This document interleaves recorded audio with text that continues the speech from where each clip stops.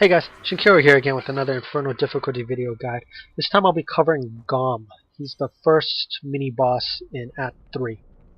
He's a pretty easy fight, and he has 3 real abilities. The first ability he has is he'll kind of just shake, and he'll release a dust cloud wherever he's standing. And this dust cloud will linger for quite a while. So you really need to kind of position them well, and I'll explain how to do that later in the video. The next ability he has is he'll just kind of spit where you're standing, and it'll summon 2 of these yellow slimes. They don't melee too hard, they have pretty low HP, so it's not that challenging an ability to deal with. And his last ability he has is if you get close to him, he'll throw up on you. And this will do a heavy amount of damage if you get hit by it, but in reality, if you follow this guide, you should never get hit by it because you'll never be close enough to Ghom where he'll do the ability. Now, if you notice, the room is shaped somewhat like a square. What you're going to wind up doing is you're going to just kite Ghom around this square. What this results in is he'll drop the dust clouds along the square. But by the time you get around to where the first dust cloud he dropped is, it'll despawn, so you'll always have room to kite him around the square. You'll never really run into any sort of getting boxed in by clouds. And by running around the square, you also have the ability to run into the center if there is somehow, a bad cloud placement where you're trapped for a couple seconds.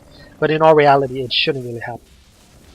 Now, if you notice, what I'm doing is I'm just dropping a blizzard on him to kind of kite him around.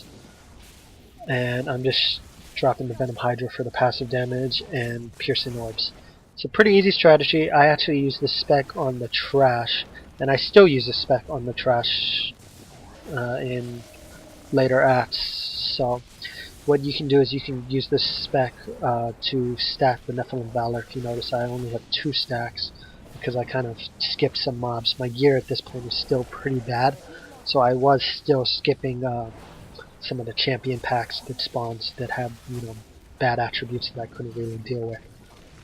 But if you notice, if you will notice later that I update my gear right before Asmodan, and I feel like if I was running with that gear against this fight, I would probably have killed him in about half the time.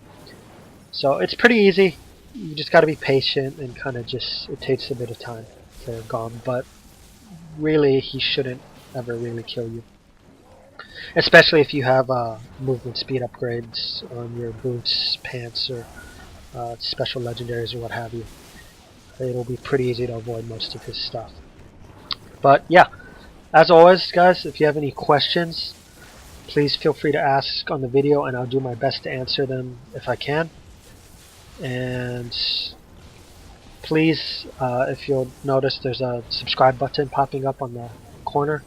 If you're interested in other guides or some of my other videos, please subscribe and check out the other videos. And I'll be updating the other guides really shortly. And as always, thanks guys, and I wish you the best of luck in Inferno.